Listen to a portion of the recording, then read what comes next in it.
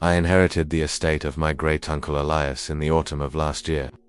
He had been a reclusive historian, obsessed with ancient architecture and forgotten religions, a man swallowed by shadows, long before death claimed him.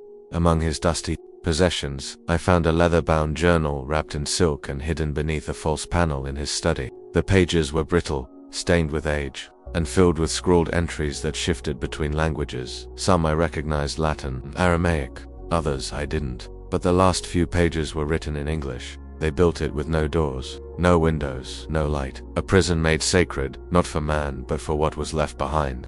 Its screams still echo through the stones, long after the worshippers died. Alongside the journal was a map burnt along the edges, drawn in blood-red ink. At the center was a circle marked Tafara, deep in the Anatolian mountains, in a region that no modern atlas acknowledged. Intrigued, and perhaps a little mad from months of solitude, I decided to follow it. Within 2 weeks I stood at the edge of the forgotten valley, a place untouched by GPS or satellite imaging. I remember the silence, not peaceful, but crushing, as if sound had been siphoned away. And then I saw it, a massive structure, built from stone, blacker than night.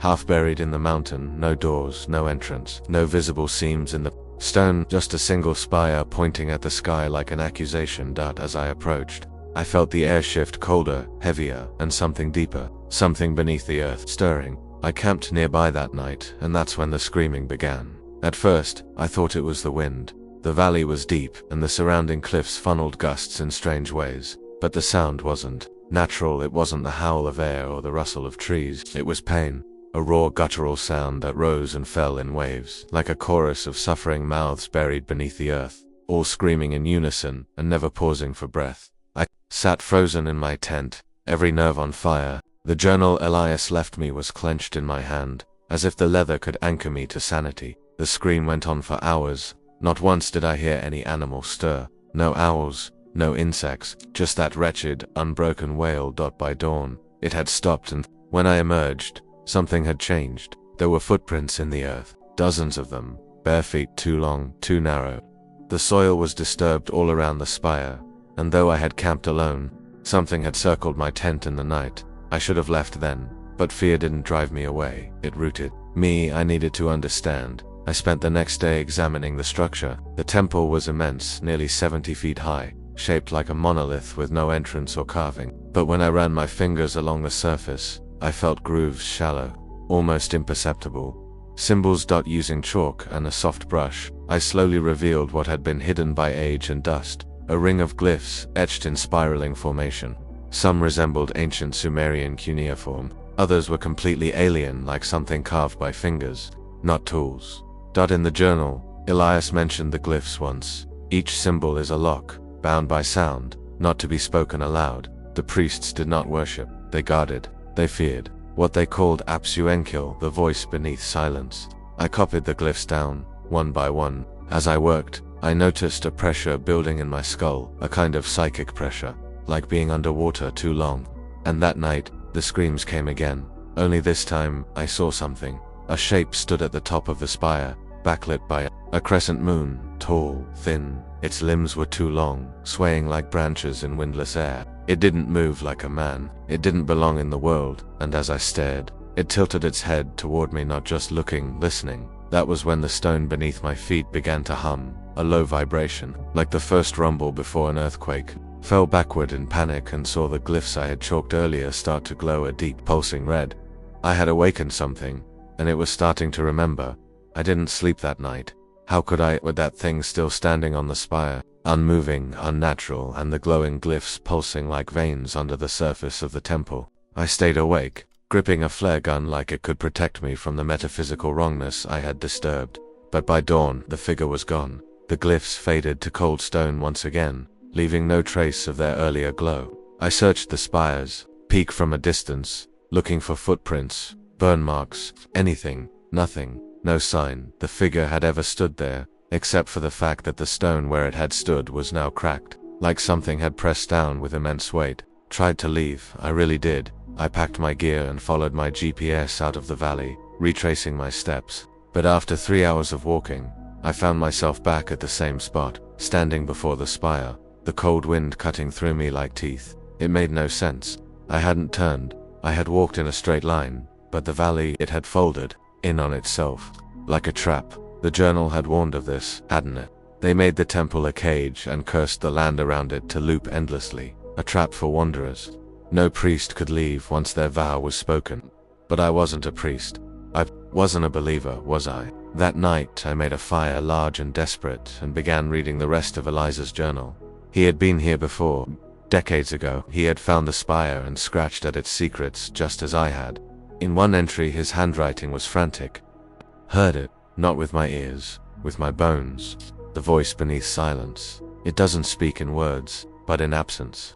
Every sound I hear now is a lie. The real truth is underneath, always humming. I slammed the journal shut. My hands were shaking, and then I realized it had gotten quieter. Not just a lack of screams, not silence, anti-sound, no wind, no birds, even the fire made no crackle, just light, hollow and mute. Then I heard the stone grinding. The sound came from the temple, low, vibrating, like ancient gears turning beneath a mountain. I grabbed my flashlight and turned it toward the spire. That's when I saw something new at the base of the structure. A seam had appeared, a perfect vertical line down the center of the wall, jagged and black like a wound splitting open. From that slit, black sap began to ooze. It moved against gravity, upward and across the surface like it was alive, and then I heard it. Not screaming this time, a whisper. So soft it bypassed my ears entirely and went straight into my mind. You have seen, now, you must witness. I stumbled backward, the flashlight dropping from my hands, and when I looked up again, something was stepping through the seam. It had no face, no eyes, no mouth. Just skin, stretched tightly over something shifting beneath like thousands of mouths trying to push through. It did not chase me. It didn't need to. It had already entered my head. I don't remember falling asleep, or maybe I didn't sleep at all. Maybe I only slipped into another layer of the temple's influence. Like a fly sinking into honey. When I woke, it wasn't morning. There was no sun. The sky had turned a deep violet, like a bruise spreading across the heavens. The mountains that surrounded the valley were wrong, farther away, taller. They twisted at angles no mountain should. And the trees were gone. In their place stood statues, hundreds of them, all facing the spire. Each one was tall, draped in crumbling robes carved from obsidian, their heads bowed low, arms outstretched in prayer or submission. Their faces were not human, or perhaps they were, but reshaped by centuries of devotion to something far beyond comprehension. I walked among them, horrified, and then I realized they weren't statues. They were petrified priests. Ilias's journal had one final section I hadn't yet opened, sealed by wax, hidden in a pocket, stitched into the back cover. My hands trembled as I tore it open. Inside was a page written in a different script, not handwriting, but etched as though scratched by bone or claw. Elias had scribbled a translation underneath, fragmented and incomplete. They are the first. Silent those who tore out their tongues and gave them to the void, so the god would sleep. They sang the hymn in reverse, 1,000 voices swallowed by one scream. A god.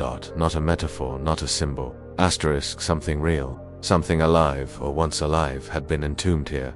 And the priests, those robed, frozen figures, had given everything to keep it asleep. Tongues, sound, life. But now the seams in the stone had split, the glyphs had awakened, and I, stupid and arrogant, had unsealed the silence. That night, I did not hear the screams. Asterisk, I heard chanting, a deep, multi-throated drone that echoed across the valley. It came from nowhere and everywhere. Not words, just tones, discordant and grating, as if the wind itself had joined the cult. Then came the dreams. I stood in a world made of bone, endless towers of femurs, spires of teeth. A crimson sky bled downward in slow spirals. The temple stood at the center, but now it had opened fully, a gaping black maw, and something inside it was rising, not walking, crawling, a massive form, covered in shrieking mouths and empty eyes. Not a god of flesh, a god of concept, a god of absence. The thing inside the spire didn't want worship. It wanted volume to consume every sound in the universe, until only its scream remained. And I saw what the priests had done. They built a temple not to worship, but to bury the sky itself, to mute the stars, to silence the heavens. It wasn't a prison. It was a plug, and I had just loosened it. When I awoke, I was standing at the edge of the spire, barefoot, bleeding from both ears. The glyphs were glowing again, and the seam in the wall. It was open, and something inside it whispered my name. The seam in the stone yawned wide. Not like a doorway, but like a wound torn open in the world's skin. From the darkness within, a faint breathing emerged, slow, rhythmic, and massive. Each inhale sounded like a cave collapsing, each exhale like a tidal wave of whispers. And my name was among them, not spoken, not shouted. Carved into the silence I should have run, but something held me there.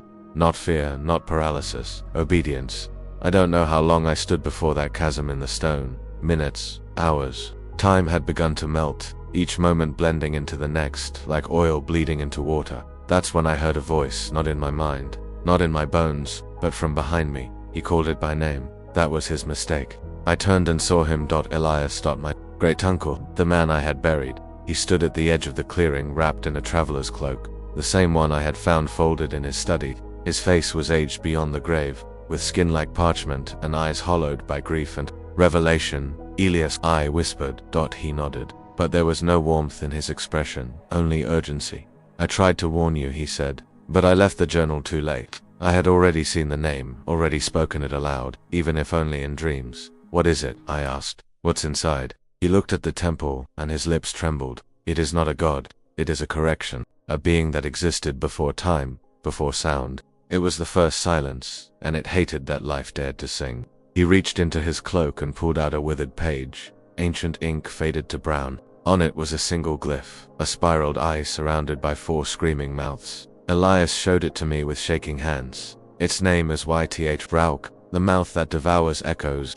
The priests of the early world called it the unsoundable one. They built the temple to trap its echo, because the echo is what sustains it, not worship, not sacrifice, just sound itself. I stepped back, but I didn't say anything. I didn't call it. You listened, he said, and that's enough. The spire behind me groaned like a dying world. Stone cracked, the opening widened, and from within something began to crawl forward. It was not a creature in the way we understand. Its form was liquid black, shaped by suggestion like ink poured into smoke, and from its core, hundreds of mouths yawned, open, but none made a sound. They fed on sound instead. Elias screamed, and the scream was ripped from the air, devoured before it reached my ears. He clutched his throat as blood spilled from his mouth, not from injury, but from absence. The thing had taken his voice, not metaphorically. It had stolen the concept of him ever having spoken. He fell to his knees. His body crumbled to dust, and I was alone again. I turned toward the temple, my own scream rising in my chest, and I saw it, a final vision, burned into my mind like lightning in a dark sky. A city long before history, filled with people who walked in absolute silence, a society built around quiet, where even a child's cry could summon death. Their priests lived underground, deaf and tongueless, reading glyphs carved into the bones of the earth. They had bound Yth-Raal-Kel once before, using ritual silence and architecture aligned to mute the frequencies of creation, but the seal had always been temporary. And now it had cracked. Because of me. The entity hovered just beyond the threshold of the wound in the spire. Its mouths widened. Its presence reached out and touched my skin, and I felt memories being peeled away. My name, my family, my own voice. And then came the final whisper.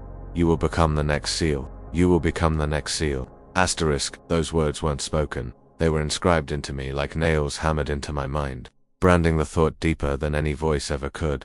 I collapsed beside the open wound in the spire, panting, shaking, blood running from my ears, my nose, my eyes. I could feel it happening. The erasure, names slipped from memory. First the names of cities, then people, then colors, then sounds. I couldn't remember the exact tone of my mother's voice, couldn't recall what laughter felt like, couldn't remember if I had ever sung. That was its hunger. Yth-Raal-Kel didn't feed on flesh. It fed on resonance, on meaning. The more I stayed, the more I would be hollowed out, until I became like the petrified priests' monuments of silence. But I was still alive, still myself, and I realized something. It wasn't finished with me, it was preparing me. I fled into the forest, if it could still be called that. The trees were not made of wood anymore, but calcified veins, stretching toward a sky that pulsed. Like lungs. Reality was unraveling. The valley had become a lung of the god, and I was trapped inside its breath. I found shelter in the ruins of what might have once been a monastery. Cracked stones, decayed relics, bones turned to powder. Inside, I found carvings etched into the walls, depictions of robed figures plunging blades into their own throats, offering not blood, but voice. They had silenced themselves to preserve the world. At the center of the chamber was a pedestal. Upon it, a knife, obsidian, and bone beside it. A final passage carved in ancient glyphs. I couldn't read the language, but I understood the meaning. It vibrated beneath my skin like music in reverse. The seal must bleed to bind. Flesh is not enough. One must offer the sound of the soul, the scream that cannot be screamed. The truth crashed down like a tombstone. Elias hadn't simply died, had been chosen, and he ran. And now, I had taken his place. I was the one the spire had called, the only one left with a voice. Unclaimed.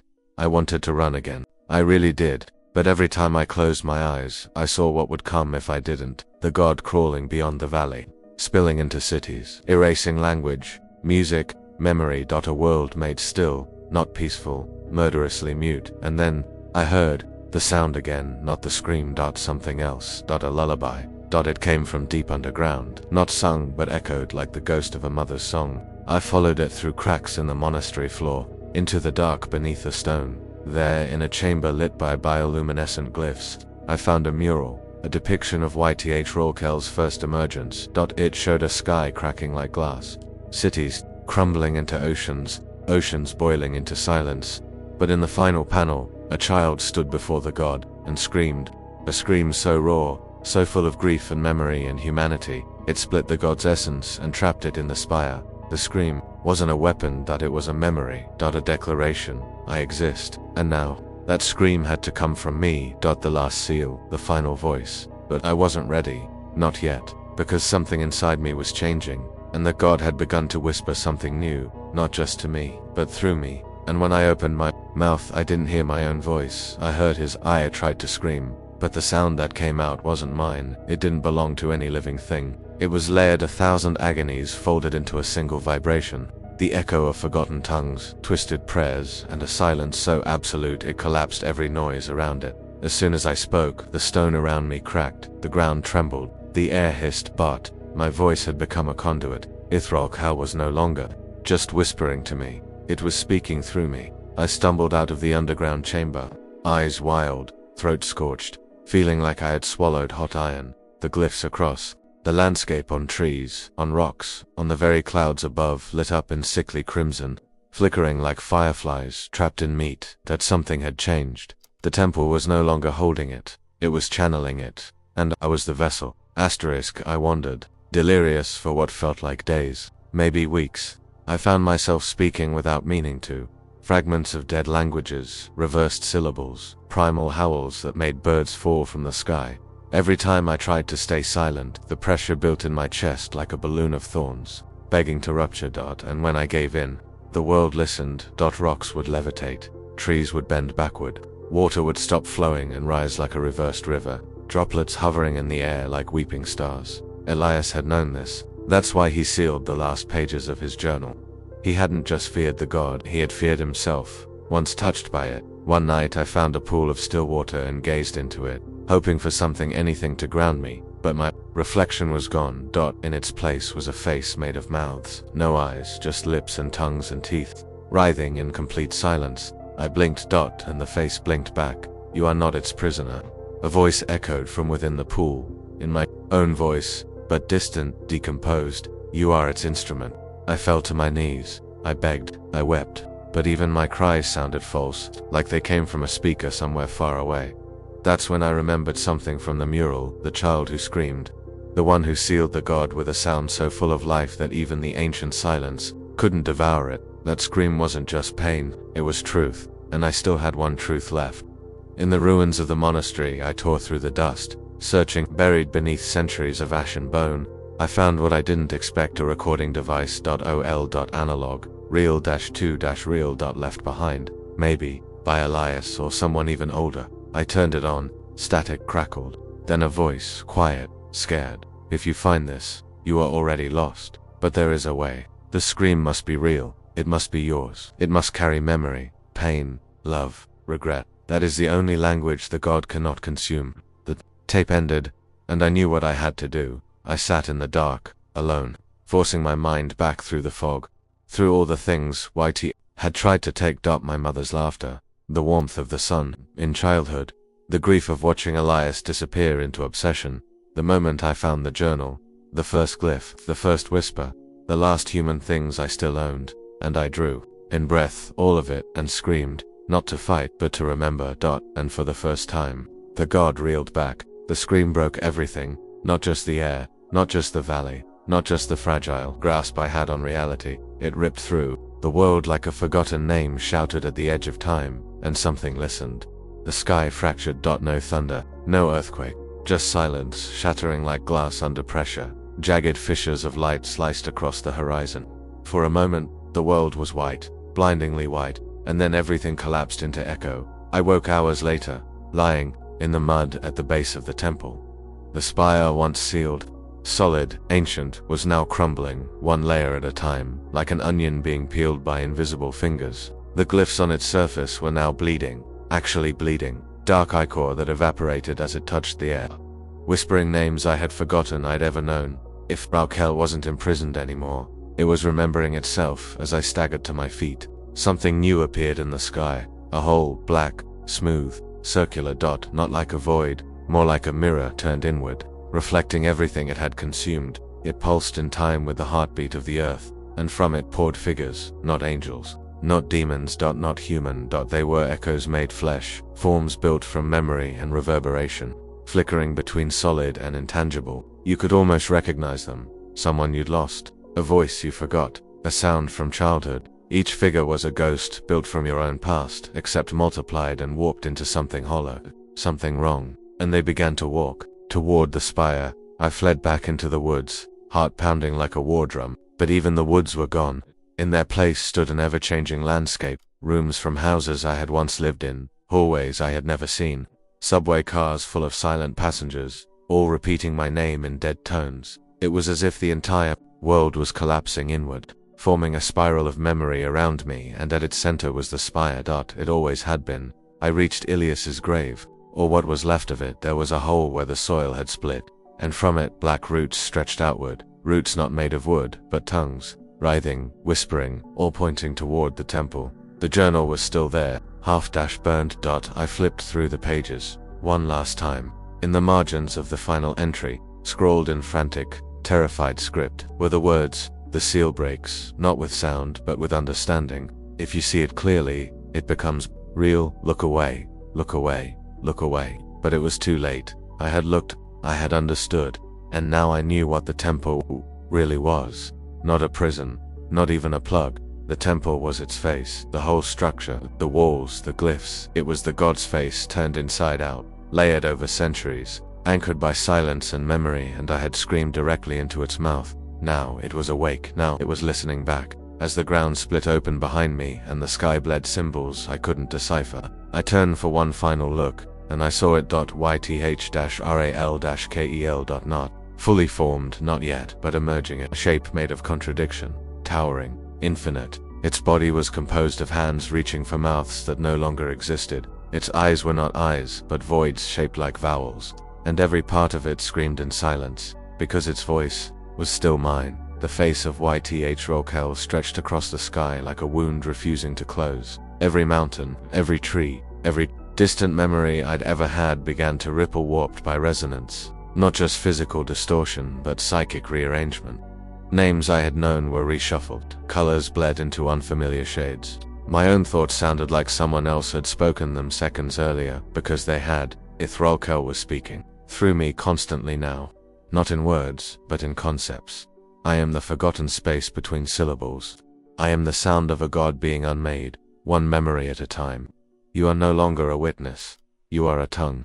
Asterisk. I stood in what used to be the forest. Now, it was a spiraling cathedral of bone and black root, pulsing with light from within like an organism pretending to be architecture. Every step echoed twice, once from my feet, once from somewhere inside me. I wasn't alone. The echoes, the figures made of unspoken memory, followed me. I didn't walk. They drifted. Each one bore a face I had almost forgotten. Childhood friends, dead relatives, lovers I had betrayed or been betrayed by. They each stared at me with mouths frozen in the shape of a word they would never say.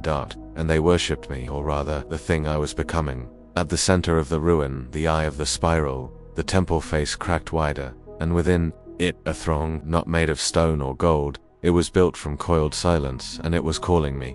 Every part of me wanted to resist, but my legs moved anyway as I approached. I saw glyphs unraveling from the sky like banners of shadow. They weren't just written, they were alive, crawling across space like insects made of grammar. One of them slithered across my shoulder and burned into my skin. That it said a single word, vessel. I dropped to my knees, clutching my skull, trying to remember who I had once been. My name, my past, anything, but all I could remember was the scream. The one I gave, the one that broke the world open, and now the god wanted more. Yth-Raal-Kel didn't want to destroy the world, it wanted to overwrite it. It didn't crave death, it craved expression, but on its terms, a universe shaped not by logic, not by physics, but by resonance and hunger, and with me as its tongue, it could begin the recitation. I stood before the throne. Above me the sky opened like a book of shadows. Each star was an eye, each constellation a sentence, and I was being offered a choice. Speak and become the living hymn of Yth-Raal-Kel, a god's mouthpiece.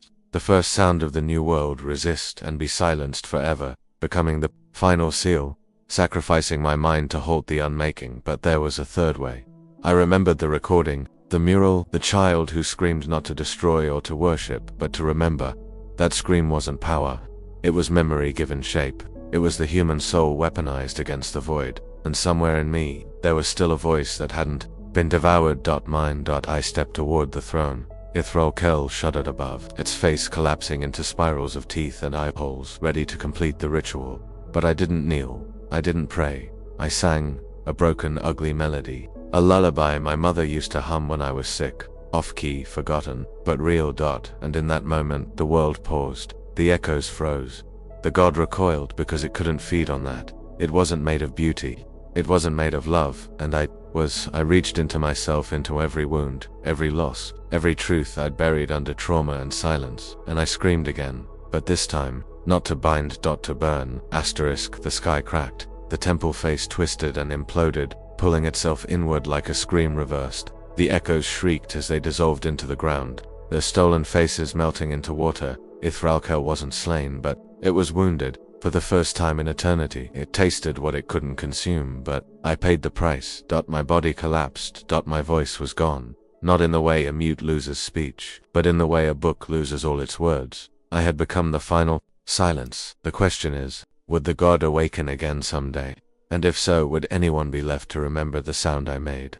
The world had fallen silent. Not a whisper, not a breath. Only the hollow ringing of absence, like the space between heartbeats stretched into infinity, lay broken at the temple's ruined base, a shell emptied of voice and memory. The god's face was gone, but its hunger remained, a slow pulse beneath the skin of the earth. Centuries passed, or maybe moments. Time twisted here, folding over, itself like a broken record stuck in a groove. I don't know who found me, if anyone did. The wind carried no names. The stars forgot to shine, but one thing stayed true. The scream I gave did not vanish. It became a seed, a spark, a memory carried in the blood of those who dared to speak truth, who dared to remember. In villages far from the temple, old songs surfaced, sung quietly around fires, never written down. Stories told of a place with no doors, where silence screamed, of a voice lost but not dead, of a scream that shattered a god, and sometimes in the deepest dark, when the wind bites just right. Those who listen carefully can hear it, a faint, broken sound, the last echo of a soul who dared to scream back, because some things trapped inside don't stay silent forever. They scream. And in their scream lies power, a warning, a hope. So listen closely, because one day someone will build a temple again, and when they do, what they trap inside may still be waiting. If this story chilled your bones and stirred your imagination, please like this video and subscribe to Mythology of the Void. Your support keeps the legends alive, and the darkness whispering. Don't forget to hit the bell icon to never miss a new myth. Thank you for joining this journey into the unknown. Until next time, stay curious, stay fearless.